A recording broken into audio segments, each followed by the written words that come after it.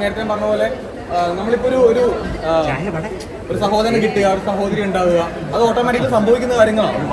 ഉണ്ടാക്കിയെടുത്തല്ല, അത് ഉണ്ടാകുന്ന സംഭവമാണ്. അതിലെപ്പോഴും നമുക്ക് ഹൃദയത്തിനകത്തൊരു വാല്യൂ ഉണ്ടാവും. ആ വാല്യൂ എപ്പോഴും കീപ്പ് ചെയ്യുക എന്നുള്ളതാണ് ഞാൻ പഠിച്ചിട്ടുള്ള പാഠം.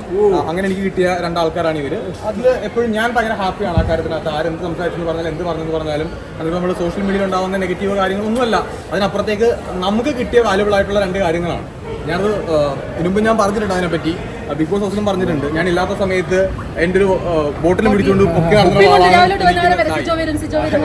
എനിക്ക് ഓരോ മെഡിസിൻ ഉണ്ടാകുന്ന സമയത്ത് ആ മെഡിസിൻ പൊക്കി പിടിച്ചുകൊണ്ട് ചേട്ടാ ഇത് കഴിച്ചു, ഇത് കഴിക്കുന്ന 3 പേരും ഉള്ളൊരു ബോണ്ട് എന്ന് പറഞ്ഞു കഴിഞ്ഞാൽ നമുക്കത് എക്സ്പ്ലെയിൻ ചെയ്യാൻ ഭയങ്കര പാടായിരിക്കും. കാരണം പല ഫുട്ടേജുകളും ചിലപ്പോൾ നിങ്ങൾ കണ്ടു കാണില്ല. നമ്മൾ ആ ഒരു ജേർണിയിൽ എക്സ്പീരിയൻസ് ചെയ്ത് പോകും. നമ്മൾ കണ്ടിട്ടുള്ള ഫുട്ടേജിന് അപ്പുറത്തേക്ക് മറ്റു പല കാര്യങ്ങളും ഉണ്ടാവും. അതിപ്പോ എന്താ പറയണ്ടത്, നമുക്ക് ഒരു എപ്പോഴെല്ലാം കാണിക്കാൻ പറ്റണമെന്ന് നമുക്കൊരിക്കലും പറയാൻ പറ്റില്ല. അങ്ങനെ സംഭവിക്കില്ല. അപ്പൊ ഞങ്ങൾക്കറിയാമല്ലോ എന്താണ് സംഭവം എന്നുള്ളത്, ഞങ്ങൾക്കുള്ളിൽ അറിയാമല്ലോ. അപ്പോൾ അതിൽ സോ ഹാപ്പി. അപ്പോൾ അനിയത്തി പ്രാവിനും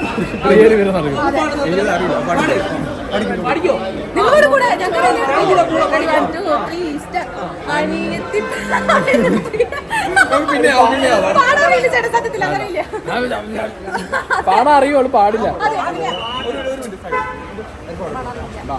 എടാ നമ്മളെ ഫോട്ടോ എടുത്തോ? എവിടെ അനുരുദ്ധോടെ? അനുരുദ്ധേടാ ബാ, നമ്മളെ ഫോട്ടോ എടുക്കാം.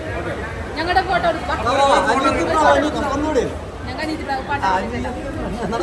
എന്റെ വീഡിയോ എടുത്തോ? നിങ്ങൾ വീഡിയോ വിട്ടോ?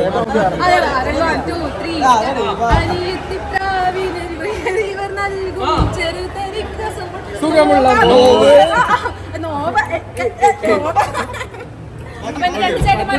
കിട്ടിയിട്ടുണ്ട് ഗൈസ്. നിങ്ങൾ എന്ത് പറഞ്ഞാലും ചേട്ടന്മാരെ എന്നെ മനസ്സിലുണ്ടാവും. നല്ല വീഡിയോ ഞങ്ങൾ അങ്ങോട്ട് മൂവ് ചെയ്യാം.